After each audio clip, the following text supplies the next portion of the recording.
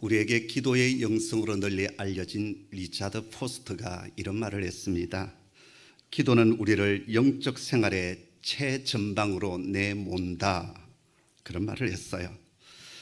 기도는 다름 아니라 우리들의 영적 생활의 최전방에 서 있게 하는 것이다 라는 거예요. 좀 더 쉽게 얘기한다면 기도하는 사람이야말로 믿음의 선두주자다라는 겁니다.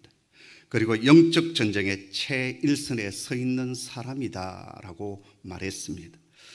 그리고 이 리차드 포스터가 그 다음 무슨 얘기를 했냐면, 기도는 나의 욕망을 채우는 것이 아니라 하나님께서 우리를 변화시키기 위해서 사용하시는 아주 주요한 방식이다라는 얘기를 했습니다. 우리가 주님의 뜻에 맞추어서 기도를 하기 시작하면 우리 삶에 변화가 일어날 수밖에 없습니다. 하나님은 기도를 통해서 우리를 변화시키기를 원하십니다. 물론 우리의 첫 기도가 상당히 세속적이고 나의 욕망과 어떻게 보면 정욕적인 기도로부터 시작할 수가 있습니다. 그러나 그 기도를 계속 하다 보면 성령 하나님께서 그 기도가 잘못된 것임을 가르쳐 주시고 우리 안에 먼저 변화가 일어나야 됨을, 우리 안에 새로운 회복의 역사가 일어나야 됨을 주님은 말씀하여 주십니다. 하나님은 문제 많은 이 손 목사를 기도를 통하여 변화시켜 주셨고 또 기도를 통하여서 변화시켜 주고 계십니다. 그런데 사실 기도는 참 힘이 듭니다. 오래전 예수원의 대천적 신부님께서 기도는 노동이다라는 말을 했습니다. 노동을 하는 것처럼 기도는 힘들다라는 것이지요. 또 기도는 영적 전투요, 싸움입니다. 영적 최전방에 있기 때문에 그래서 기도는 힘이 듭니다. 무엇보다도 나의 바람과 나의 정욕이 하나님의 뜻과 부딪히게 될 때 기도는 힘이 들고 갈등이 큽니다. 무엇보다도 오늘 본문과 같은 하나님의 말씀이 우리에게 들려지게 될 때 마음의 요동이 크고 그리고 기도를 진전시켜 나가기가 무척 어렵습니다. 그럼에도 불구하고 우리는 이 장벽을 뚫고 나아가야 합니다. 항상 모든 일에는 깔딱고개가 있지 않습니까? 이 기도의 깔딱고개, 믿음의 깔딱고개를 우리는 넘어서야 합니다. 왜요? 하나님이 기뻐하시기 때문입니다. 하나님의 임재가 이 깔딱고개를 넘어서는 자에게 임하게 되고 하나님께서 예비하신 크고 비밀한 일들이 예비되어 있기 때문에 믿음의 깔딱고개, 이 기도의 깔딱고개를 넘어서라 말씀하십니다. 사랑하는 성도 여러분, 기도의 깔딱고개를 넘어서는 하나님의 사람 되기를 소원합니다. 지난주 우리는 하나님께서 우리 모든 성도들이 육체적인 영역, 이 재정적인 영역, 이 세상에 우리에게 필요한 그 영역에 있어서 풍성함을 누리기를 원하신다는 사실을 배웠습니다. 그래서 주님께서 우리에게 가르쳐 주신 기도가 우리에게 일용할 양식을 주옵소서였습니다. 그런데 여러분, 사람이 떡으로만 배부를 수 있느냐? 물질적인 부요만 채워지면 참 행복할 수 있느냐? 결코 그렇지 않습니다. 사람은 육체를 가지고 있을 뿐만 아니라 영혼을 가지고 있는 존재입니다. 이 영혼의 만족함이 없이는 결코 사람은 행복할 수가 없습니다. 그래서 주님은 우리를 향한 두 번째 기도를 가르쳐 주십니다. 12절의 말씀을 다시 한번 읽도록 하겠습니다. 함께 읽습니다. 우리가 우리에게 죄 지은 자를 사하여 준 것 같이 우리 죄를 사하여 주시옵고. 아멘. 일용할 양식이 이 땅을 살아가는 우리들의 육체적인 모든 필요를 채워주는 그런 기도라고 한다면 속죄함의 기도, 용서를 구하는 기도는 우리 영혼을 풍성케 하는 기도입니다.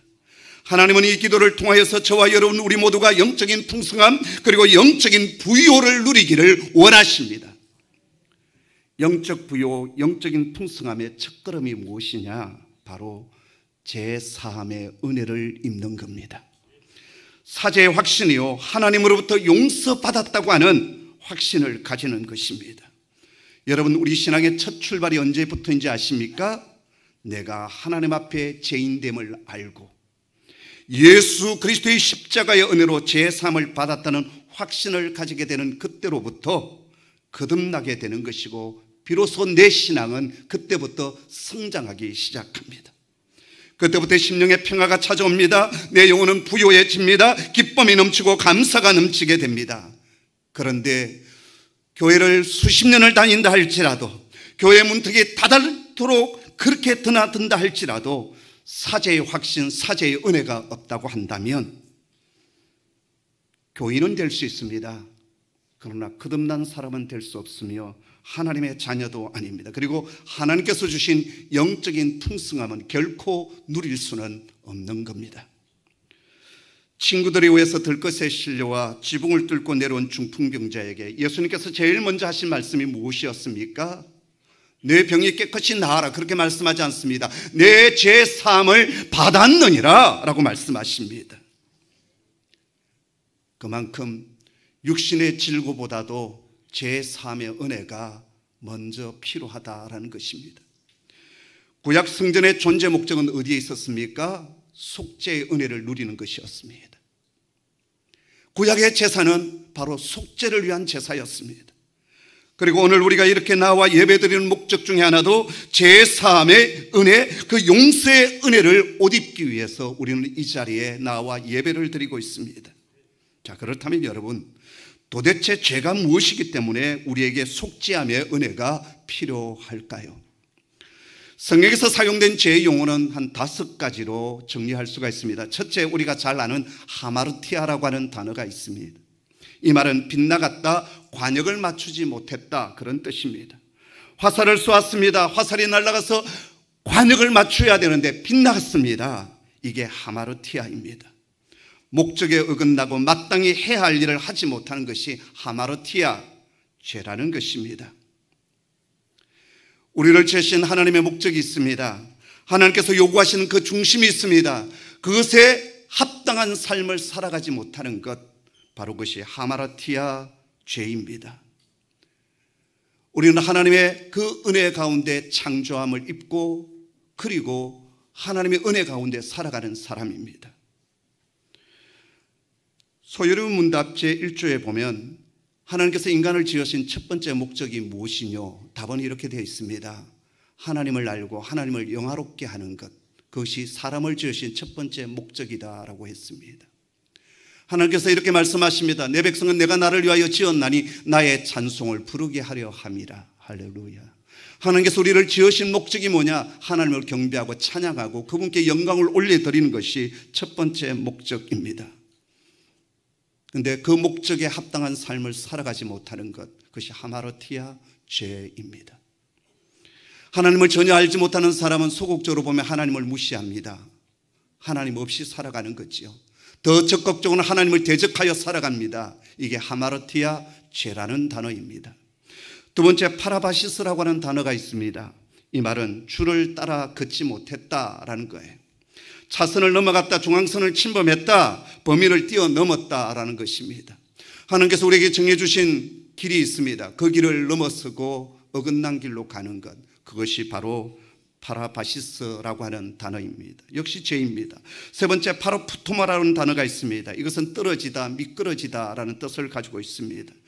진리에 서 있어야 되는데 악에서 떨어진 상태입니다. 믿음 위에 굳게 서 있어야 되는데 시험에 들어서 미끄러졌습니다. 파로푸토마, 바로 죄입니다. 넷째, 아노미아라고 하는 단어가 있습니다. 이것은 불법입니다. 노미아가 법이라는 말인데 그것에 접두 아가 붙어서 불법이 되었습니다.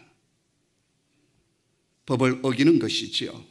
다섯 번째, 오해 일레마라고 하는 단어가 있습니다. 그 말은 채무, 빚을 졌다라는 것입니다. 이 5가지 용어 가운데 오늘 본문에 사용된 단어가 어딜까요? 바로 다섯 번째 단어, 오해 일레마입니다. 누가복음에서는 하마르티아 이렇게 되어져 있는데 오늘 이 마태복음 오늘 본문에서는 오해 일레마로 나와 있습니다. 그래서 여러분이 가지고 계시는 성경을 자세히 보십시오. 12절을 보시면 제지연자 앞에 관주 2를 해놓고 가로를 닫아 놨어요. 그리고 아래쪽에 보았더니 그 2를 어떻게 표시해 놨습니까? 헬 했고 콤마를 찍어 놨습니다. 헬은 지옥이란 말이 아니라 헬라어로 이런 뜻이에요. 헬라 원문을 보면 그 직역한 뜻이 뭐냐면 빚진 자를 탕감하여 준 것 같이 이렇게 되어 있습니다. 헬라의 직역을 한 것이 바로 그것이라는 거예요. 오늘 본문에 나타난 죄는 바로 이 오해 일레마, 우리가 하나님 앞에 빚을 졌다라는 것입니다. 빚이 무엇입니까? 반드시 갚아야 되는 것이 빚 아닙니까? 만약 갚지 않으면 언제까지나 남아있게 되고 그 빚은 점점 늘어나게 되는 겁니다. 빚은 갚아야 되는 것이지요. 바로 이것이 오늘 본문에서 말씀하시는 죄의 개념입니다. 우리 모든 인간은 하나님 앞에 죄인입니다. 빚을 진 자가 되었어요. 그 빚을 갚아야 되는데 갚을 길이 없습니다. 성경은 말씀하십니다. 의인은 없나니 하나도 없다. 모든 사람이 죄를 범하였음에 하나님의 영광에 이르지 못하더니, 여러분, 우리 모두는 이 세상에서 사람들과 비교하면서 내가 좀 더 의로운 척, 내가 좀 더 깨끗한 척, 내가 좀 더 착한 척, 그렇게 뻐길 수 있습니다. 그러나 하나님 앞에서 우리 모두는 뻐길 것이 아무것도 없습니다. 저와 여러분은 어느 누군가 하나님 앞에서 정당하다, 옳다, 의롭다 말할 수 있겠습니까? 한 사람도 없습니다. 아무도 없어요. 철학자요 수학자인 파스칼은 이런 얘기를 했습니다. 이 땅에 사는 인간은 크게 두 종류로 나눌 수가 있는데, 하나는 죄를 범하고도 죄를 범하지 않았다고 생각하는 사람이며, 또 하나는 죄를 범한 후에 자신의 죄를 깨닫는 사람인데, 전자를 희망 없는 죄인이라 부르며 후자를 희망 있는 죄인이다, 그렇게 부른다라고 했습니다. 여러분, 내가 의롭다고 살아가는 사람은 희망이 없는 죄인이에요. 근데 우리가 하나님 앞에서 내가 죄인임을 알고 고백하는 자는 희망이 있는 죄인입니다. 왜요? 하나님께서 사죄의 은혜를 우리에게 주셨기 때문입니다. 그런 뜻에서 여러분, 저와 여러분, 우리 그리스도인들은 의인임과 동시에 죄인임을 알아야 합니다. 그래서 우리는 주 앞에 나올 때마다 우리 죄를 용서해 달라고 하는 기도를 들어야 하고 사죄의 은혜를 입어야 합니다. 사죄의 은혜를 입는 유일한 길은 다른 것이 아닙니다. 자신의 죄악을 깨닫고 그분 앞에 엎드려 회개하며 용서를 구하는 것입니다. 요한 1서에 보면 우리가 우리 죄를 자백하면 그는 미쁘시고 의로사 우리 죄를 사하시며 우리를 모든 불의에서 깨끗게 하신다라고 했습니다. 우리가 우리 죄를 자백하고 엎드릴 때 그 미쁘신 하나님께서 우리 죄를 사하여 주시고 모든 불의에서 우리를 깨끗게 해주시는 사죄의 은혜를 허락하여 주십니다. 오늘 주님께서 우리에게 주기도문을 가르쳐 주시면서 우리 죄를 사하여 주옵소서 이 기도를 드리라고 하십니다. 그런데 여러분, 오늘 이 용서를 구하는 이 기도에는 다른 기도하고는 다르게 전제 하나가 들어가 있습니다. 그게 무엇입니까? 우리가 우리에게 죄 지은 자를 사하여 준 것 같이, 이렇게 되어 있습니다. 뿐만 아니라 주님께서 가르쳐 주신 기도가 다 끝난 뒤에 아멘을 한 뒤에 부가적으로 첨언해서 너희가 사람의 잘못을 용서하면 너희 하늘 아버지께서도 너희 잘못을 용서하려니와 너희가 사람의 잘못을 용서하지 아니하면 너희 아버지께서도 너희 잘못을 용서하지 아니하시리라 라고 하십니다. 하나님께 용서를 비는 사람은, 사죄의 은혜를 입기를 원하는 사람은 먼저 나에 대해서 아픔과 상처와 눈물을 주고 손해를 끼친 사람에 대해서 용서하고 그에게 용서의 은혜를 베푼 사람이어야 한다라고 말씀하여 주십니다. 주님은 왜 우리에게 형제에 대해서 용서한 그 용서의 경력을 가지고 하나님 앞에 나와 우리의 죄를 용서해 달라고 기도하라고 가르쳐 주실까요? 여러분, 우리가 하나님께 용서받는 것은 내 공로가 아닙니다. 오늘 이 말씀을 착각하면 안 돼요. 내가 다른 사람을 용서한 그 경력 때문에, 그 공로 때문에 하나님께서 우리를 용서해 준다, 이렇게 말씀하면 성경 전체를 잘못 왜곡하는 겁니다. 하나님의 용서의 은혜는 전적인 은혜로 주시는 거예요. 예수 그리스도의 속죄의 공로 때문에 우리가 그 은혜를 누리게 되는 것입니다. 그럼에도 불구하고 왜 굳이 형제에 대해서 용서한 그 마음을 가지고 아버지께 나아오라고 하실까요? 가장 중요한 이유는 바로 우리 자신의 마음의 평안함을 위해서입니다. 웨스트민스터 대요리 문답 제94번을 보면 우리가 다른 사람의 죄를 용서한다는 증거가 우리에게 있을 때 우리가 담대히 구하게 되고 하나님께 기대할 용기를 가지기 때문이다, 그렇게 말하고 있습니다. 우리가 다른 사람의 죄를 용서한 것은 하나님께 용서받는 근거가 되는 것이 아니라 우리가 형제에 대해서, 내게 아픔을 준 사람에 대해서 용서하는 그 마음을 가지게 될 때 우리는 하나님 앞에 담대함으로 나아가 용기 있게 구하게 되고 하나님의 자비와 긍휼을 기대할 수 있게 된다라는 것입니다. 우리는 하나님 앞에서 어린아이와 같습니다. 뭔가 조금 잘못하면 마음이 위축되고 할 말도 잘 못합니다. 기도생활, 예배생활, 교회생활이 소극적으로 빠지게 됩니다. 반면에 조금 선한 일을 하고 조금 하나님 기뻐하시는 일을 하게 되면 하나님 앞에 당당하게 나와서 하나님 저 좀 보세요. 저 착한 일을 했어요. 선한 일을 했어요. 하나님 앞에 기대감을 가지고 서게 되고 찬송도 달라지고요. 예배 드리는 모습도 달라집니다. 뿐만 아닙니다. 용서하는 마음을 가지게 될 때 그 마음에 샬롬 평강이 임하게 되는 거예요.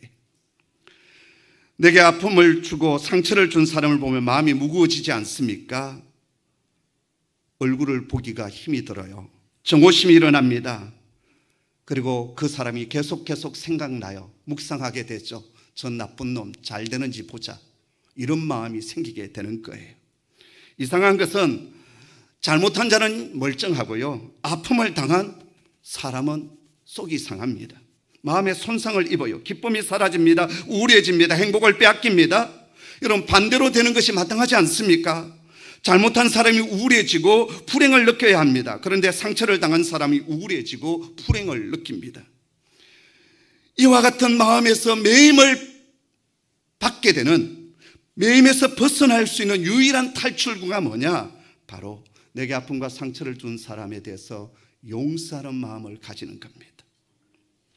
내게 잘못한 사람을 용서하면 내 마음에 모든 매임에서 자유를 얻게 되고 그리고 해방을 누리게 됩니다. 잘못에 대한 것을 용서하게 될 때 자유로워집니다. 마음이 홀가분해집니다. 저는 어렸을 때 지게질을 조금 해봤습니다. 겨울 방학이 되면 시골 큰 댁에 가서 지냈는데요, 이 겨울 동안 하는 일이 뭡니까? 1년 동안 쓸 땔감을 이 겨울 동안 다 마련을 해야 되는 거죠. 그래서 아침밥만 먹으면 지게를 짊어지고 산에 올라가서 나무를 했습니다. 근데 제가 이제 도시에서 자랐으니까 나무를 잘 못하잖아요. 또 많이 그 나무단을 크게 만들 수가 없어요. 근데 제 2살 아래 동생이 힘이 아주 장사 같은 놈이에요. 그 녀석은 나무단이 얼마나 큰지, 제가 그래도 2살 형인데, 그래서 어느 날 제가 쪽팔려가지고 그 친구 따라서 저도 나무단을 엄청 크게 했습니다. 그날 제가 죽는 줄 알았습니다. 언덕배지를 내려오는데 한번 꼬꾸리고요, 나무단 뒹굴고 난리가 났어요.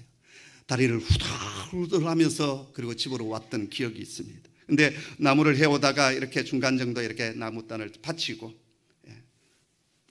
지게 그 지팡이에 받치고 좀 쉬는 시간이 있지 않습니까? 얼마나 가벼운지. 그리고 그 나무를 이제 집에다 다 풀어놓았을 때 그때는 내 몸이 날아갈 듯이 가벼운 거예요. 여러분, 우리를 누구에 대해서 용서하지 못하게 될 때 무거운 짐을 우리가 지는 것처럼 힘들어요. 괴로워요. 그리고 새로운 일을 시작하기가 힘듭니다. 사람이 싫어요. 움츠리게 되고, 그리고 나중에 그것이 심화되어지면 어떻게 될까요? 우울증에 걸리게 되고, 그것이 더 심화되어지면 결국 극단적인 선택을 하게 되는 것이지요. 그런데 용서하게 되면 그 무거운 짐에서 벗어나게 됩니다. 마음이 해방됩니다. 상대가 해결했든지 말든지 나는 자유롭게 됩니다. 기쁨을 되찾습니다. 마음이 평안해집니다. 여러분, 용서는 내게 자유를 주기 때문에 주님은 용서하라고 말씀하십니다. 그렇기 때문에 여러분, 용서의 권리를 최대한 사용하십시오. 많이 사용할수록 좋습니다. 자, 그러면 어떻게 용서할 수 있을까요? 주님께서 우리에게 가르쳐 주신 원리는 바로 비탄감의 원리입니다. 다르게 얘기하면 하나님의 은혜의 원리를 가지라는 것입니다. 마태복음 18장에 보면 베드로가 예수님께 이렇게 묻습니다. 예수님, 형제가 내게 잘못을 하면 몇 번 정도 용서하면 좋겠습니까? 한 7번 정도 용서하면 좋겠습니까? 여러분, 우리는 보통 몇 번 용서하면 많이 했다고 생각합니까? 3번. 그것으로 본다면 베드로는 지금 7번이니까 7번이 완전수 아닙니까? 많이 하게 되는 거죠. 그런데 주님이 이렇게 말씀하십니다. 아니다. 70번씩 7번이나 용서하라 라고 합니다. 77, 49, 490번 용서하라. 문자적으로 그런 뜻일까요?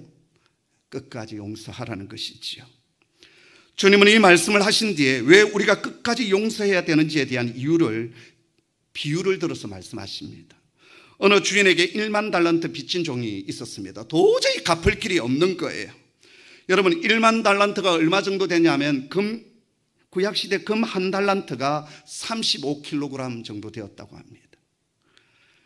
1만 달란트 하면 어떻게 되죠? 35만 달란트가 되는 겁니다. 35만 킬로그램이 되는 겁니다. 어마어마하죠. 어제 제가 금 시세를 검색해 보았습니다. 금 1g이 얼마 정도 되느냐, 우리 돈으로 어제 시세입니다. 82,596원이었어요. 한 돈이 몇 g이죠? 3.75g이 한 돈이에요. 요즘 한 돈이 얼마냐? 30만 원입니다. 그래서 예전에는 우리 애기 태어나고 이러면 신방 가서 금 한 돈 해줬거든요. 못 해줍니다. 금 1kg이 얼마냐 계산해 봤더니 8,259만 6천 원이었어요. 35만 킬로그램이면 도대체 얼마가 되는 겁니까? 한 280억 정도, 한 300억 정도 되는 겁니다. 한 인간의 힘으로는 도저히 갚을 수 없는 부채를 졌습니다. 그래서 이 종이 주인에게 나와서 제가 도저히 갚을 길이 없습니다. 모라토리움을 선언한 거죠. 그러자 이 주인이 그 종을 긍휼히 여겨서 전부를 탕감해 주었습니다. 바로 이것이 하나님 우리 사회에 일어난 일이거든요. 금 1만 달란트 빚진 것처럼 우리 모든 인간은 도무지 갚을 수 없는 오해 일레마 부채를 하나님 앞에 졌습니다. 우리의 능력, 우리의 공로로는 아무리 내세워도 그 선한 일을 아무리 많이 한다 할지라도 이 부채를 갚을 길이 없는 거예요. 그래서 아버지 하나님은 어떻게 하십니까? 이 부채를 아무 공로 없이 탕감해 주셨습니다.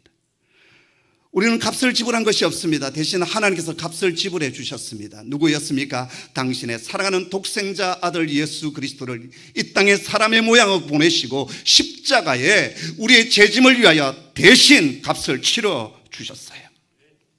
자, 그런데 이런 어마어마한 부채를 탕감받은 종이 돌아가다가 자객이 1만 데나리온 빚진 자를 길거리에서 만나게 되었습니다. 보자마자 멱살을 부여잡았습니다. 돈을 갚으라고 옥죄었습니다. 1데나리온이 그 당시 장정 하루 동안 일한 품삯이었습니다. 요즘으로 본다면 한 12만 원에서 15만 원. 그러니까 100데나리온 되면 얼마가 되는 겁니까? 한 1200만 원에서 1500만 원 정도 되는 거예요. 여러분, 280억 정도 부채를 탕감받은 자가 자기에게 지금 1200만 원 정도 부채가 있는 사람을 지금 멱살을 잡고 재판관에게 갔습니다. 그리고 감옥에 쳐 넣었습니다.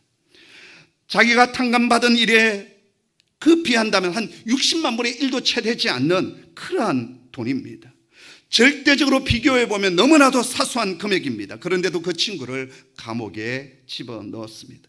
이 사실을 알고 주인은 진노하게 되지요. 그 종을 당장 잡아들여라. 그리고 그 부채를 다 갚을 때까지 감옥에 가두어라 라고 말합니다. 왜 주인은 이렇게 했을까요? 바로 그것은 이 1만 달란트 탕감받은 자가 은혜를 잊어버렸기 때문입니다. 자신은 엄청난 은혜를 입었음에도 불구하고 조그마한 은혜도 베풀지 못하는 그 사람에 대해서 하나님은 진노하시는 거지. 오늘 우리는 하나님으로부터 1만 달란트 탕감받은 종들입니다. 우리 힘으로는 도저히 갚을 수 없는 그 묵은 죄의 부채를 우리는 용서받았습니다. 하나님의 은혜를 입었습니다. 그렇다면 이제 우리는 어떻게 해야 될까요? 당연하지요. 마땅히 용서해야 됩니다. 은혜를 베풀어야 합니다. 그런데 그게 쉽지 않습니다. 마태복음 18장 32절 이하를 보면 하나님께서 우리를 불쌍히 여긴 같이 너희도 내 동료에게 불쌍히 여기는 것이 마땅하지 아니하냐고 하십니다. 바로 이 지점에서 용서가 구체적으로 무엇인지에 대해서 하나님은 말씀하여 주십니다. 그에 대해서 긍휼히 여기는 것, 불쌍히 여기는 것, 바로 그것이 용서다라는 것입니다. 뿐만 아닙니다. 용서는 뭐냐? 버리는 것입니다. 오늘 본문에 우리가 우리에게 죄 지은 자를 사하여 준 것 같이라는 말 중에 사한다는 말이 있지 않습니까? 그런데 마태복음 4장 22절 이하에 보면 여기 나타난 이 사한다는 단어와 원어상으로 똑같은 단어가 하나 등장합니다. 마태복음 4장 22절 이하에 보면 세베대의 아들 야고보와 요한이 아버지와 함께 바닷가에서 그물을 깁고 있었습니다. 예수님께서 지나가시다가 이 세베대의 두 아들 야고보와 요한에게 나를 쫓으라고 말씀하십니다. 그러자 야고보 요한이 배와 아버지와 그물을 버려두고 주님을 쫓았다라고 했습니다. 근데 바로 여기 버려두고라는 이 말이 오늘 본문에 나오는 사하여 준다는 단어와 원어상의 단어가 똑같이 나온다라는 거예요. 바로 여기에서 용서에 대한 아주 중요한 영적 원리 하나를 우리는 발견하게 됩니다. 용서는 무엇일까요? 잊어버리는 겁니다. 버리는 겁니다. 상처받은 내 신앙의 나쁜 감정과 쓰레기를 쓰레기통에 집어넣는 겁니다. 그리고 완전히 잊어버리는 겁니다. 야고보와 요한이 예수님을 따르기 위하여 모든 것을 버리고 떠났듯이 용서한다는 것은 그가 나에게 행한 말들과 그가 나에게 했던 모든 것을 버리는 것입니다. 그래서 스펄전은 이런 얘기를 했습니다. 용서하고 잊어버려라. 그대의 미친 개를 매장할 때는 그 꼬리를 땅 위에 남기지 말라라고 말씀하십니다. 주님은 우리의 죄를 다시는 기억하지 않는다라고 했습니다. 그렇기 때문에 우리 또한 형제의 잘못을 기억하지 않는 완전히 버리는 자들이 되셔야 합니다. 마지막으로 말씀드릴 것은 이러한 용서를 구한 그리고 용서를 한 결과가 어떻게 되느냐? 죄를 용서하면 형제의 잘못과 아픔을 용서하면 적어도 세 가지 중요한 결과가 내게 임하게 됩니다. 첫째는 관계 회복입니다. 하나님은 우리를 죄에서 용서해 주심으로 말미암아 하나님과 우리의 관계가 회복되지 않았습니까? 원수되었던 우리와 하나님의 관계가 회복되어졌듯이 나에게 아픔과 상처를 준 사람을 용서하게 될 때 그 사람과의 관계가 회복되는 은혜의 역사가 임하게 됩니다. 둘째는 내 마음의 평강입니다. 앞서도 말씀드렸지만 용서받는 사람보다 용서하는 사람의 마음에 더 큰 축복이 옵니다. 남의 죄를 용서했을 때 마음의 무거운 짐을 벗어날 수가 있습니다. 미움과 정오심에서 벗어날 수 있고 불안한 마음, 우울한 마음, 어두운 마음을 덜어버릴 수가 있습니다. 가끔 이 소목사가 사라질 때가 있습니다. 2박 3일 차박을 하고 트레킹을 할 때가 있어요. 왜 그런 줄 아십니까? 28년 목회해 오면서 속상하고 힘든 일이 한두 가지가 아니거든요. 성도들은 할 말 마음껏 다 해요. 씹을 것 마음껏 다 씹습니다. 그러나 목사는 그럴 수 없잖아요. 그러면 내 사랑하는 성도가 다치지 않습니까? 나를 정당화시키기 위해서 어떤 얘기를 하게 되면 누군가에 대해서 잘못에 대해서 얘기를 하게 되잖아요. 그러면 또 그것이 하나의 상처가 되겠죠. 근데 그것을 다 그냥 묻어두는 거예요. 할 말이 많은데 다 묻어두는 겁니다. 근데 그것이 어느 정도 막 가다 보면 우울증이 오는 거예요. 너무 힘든 거예요. 단에 서기가 힘든 거예요. 단에 서기 위해서 저곳에 있을 때 가슴이 두근거리 오고 옥지 옵니다. 공포가 밀려옵니다. 공황장애가 오는 거죠. 그래가지고는 설교를 할 수가 없는 겁니다. 그래서 떠나가는 거죠. 밥을 먹지 않고 걷는 겁니다. 육체적으로 고통 속에 들어가는 겁니다. 그리고 하나님의 은혜를 구하게 되죠. 하나님 은혜 주셔서 내 마음에 있는 것들, 그 했던 말들, 들었던 말들 버리는 겁니다. 다 버리는 겁니다. 놓아두고 오는 겁니다. 그리고 또다시 아무 일도 없는 것처럼 웃으면서 설교하고 성도들을 대하게 되는 것이지요. 작년에 저는 산티아고 한 달을 걷고 왔습니다. 왜 다녀온지 아십니까? 도저히 저는 단에 설 수가 없었어요. 공황장애가 왔는데 이걸 성도들에게 얘기할 수 없는 겁니다. 가슴이 벌렁거리고 너무 힘든 거예요. 내가 이러다가 죽겠구나. 갑자기 죽음이 생각나는 겁니다. 아, 이래서 사람들이 극단적인 선택을 하는구나. 그래서 서기 장로님께 말씀드렸습니다. 장로님, 제가 너무 힘듭니다. 한 달 제가 좀 산티아고를 걷고 오겠습니다. 그래서 갔던 겁니다. 그리고 걷는 가운데 내게 아픔을 준 사람, 말도 안 되는 얘기를 지어서 왜곡시켜서 전달하는 사람, 그래서 성도들을 실족시키고 떠나가게 하는 사람들 다 그냥 내려놓고 버려두고, 그럴 때 주께서 주시는 평강, 자유함이 오는 겁니다. 그리고 다시 단에 설 수 있었던 것이지요. 여러분, 용서하지 아니하면 계속 그 무거운 짐 속에 있게 되는 겁니다. 그러나 버려두고 묻어두고 그리고 잊어버리게 되면 그때부터 하나님 주신 기쁨이 있습니다. 평안이 있습니다. 감사가 있습니다. 마음의 여유가 생깁니다. 그리고 새로운 일을 시작할 수가 있습니다. 세 번째, 용서하게 되면 더 큰 하나님의 은혜가 주어집니다. 사람에게 받지 못한 것 하나님께서 갚아주십니다. 더 큰 것으로 갚아주십니다. 제가 설교 가운데 몇 번 말씀드렸죠. 성도를 C급, B급, A급으로 나눌 수 있다. C급 성도는 어떤 성도냐? 내게 아픔을 준 사람을 내가 안 갚음하는 거예요. 네가 그랬냐? 나도 그러겠다. 이거 C급이에요. B급 성도는 어떻습니까? 직접 안 갚음하지는 않지만 하나님 앞에 나와서 하소연하는 겁니다. 하나님께서 대신 싸워주십시오. 하나님께서 대신 갚아주십시오. 제가 어떻게 할 수 없습니다. 하나님 판단하십시오. 이게 C급 성도예요. B급 성도예요. A급 성도가 있습니다. 축복하며 기도하는 겁니다. 마음은 애리고 아프지만 하나님 긍휼히 여겨주십시오. 저를 불쌍히 여겨주십시오. 축복하여 기도하는 겁니다. 이 C급, B급, A급이 성경에 다 있어요. 근데 하나님 기뻐하시는 사람이 누구냐? B급 이상입니다. 여러분, B학점은 받으셔야 되지 않겠습니까? 아멘. B학점 싫습니까? 노면이에요? 좋습니다. A학점 받으셔야 되지 않겠습니까? 아멘. 네.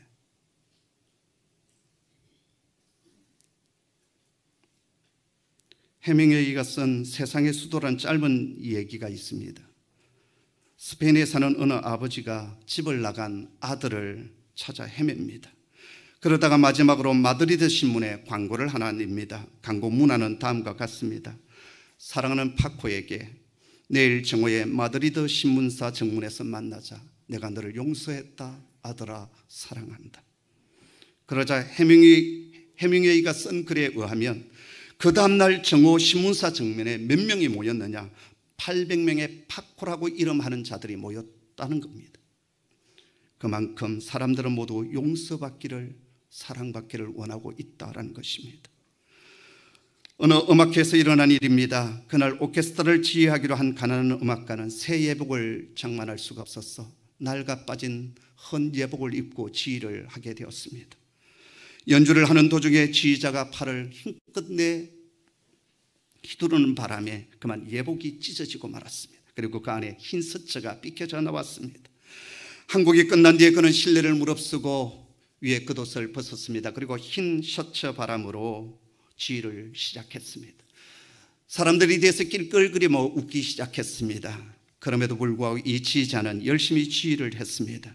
이때 맨 앞에 앉아 있었던 어느 귀족 한 분이 조용히 자기가 입고 있었던 검은 예복을 벗었습니다. 그러자 여기저기 하나 둘 겉옷을 벗더니 어느새 모두들 겉옷을 벗고 흰 셔츠 차림으로 그 연주를 보았습니다. 지휘자가 연주를 다 끝내고 뒤를 돌아서서 인사를 했을 때 겉옷을 다 벗은 흰옷 입은 사람들이 모두 일어나 기립의 박수를 보내주었습니다. 그때 이 가난한 지휘자의 눈에는 눈물이 흐르고 있었습니다. 오늘 우리 속에 서로서로의 허분을 덮어주고 싸매어주는 용서의 은혜가 충만하기를 주 이름으로 축복합니다. 기도하겠습니다. 아버지 하나님, 우리는 죄인입니다. 아버지의 은혜 없이는 한시도 살아갈 수 없는 자들입니다. 그 은혜 때문에 오늘 이 자리에 있고 이곳에서 예배합니다. 그 은혜를 입고 살아가는 저희들, 내게 아픔과 상처를 준 사람에 대해서 동일한 은혜와 긍휼을 베푸는 자들 되게 하여 주옵소서. 예배 자리로 나올 때마다 사제의 은혜를 누리게 하여 주시고, 내게 아픔과 상처를 주었던 형제 자매들, 부모님으로부터 또 학교에서 선생님과 친구들로부터 받았던 그 아픔과 상처 주 앞에 내어놓으며 이제는 잊어버리고 묻어두게 하여 주시고, 그리고 이제는 주 안에서 자유하는 자들이 되게 하여 주시옵소서. 예수님의 이름으로 기도드리옵나이다. 아멘.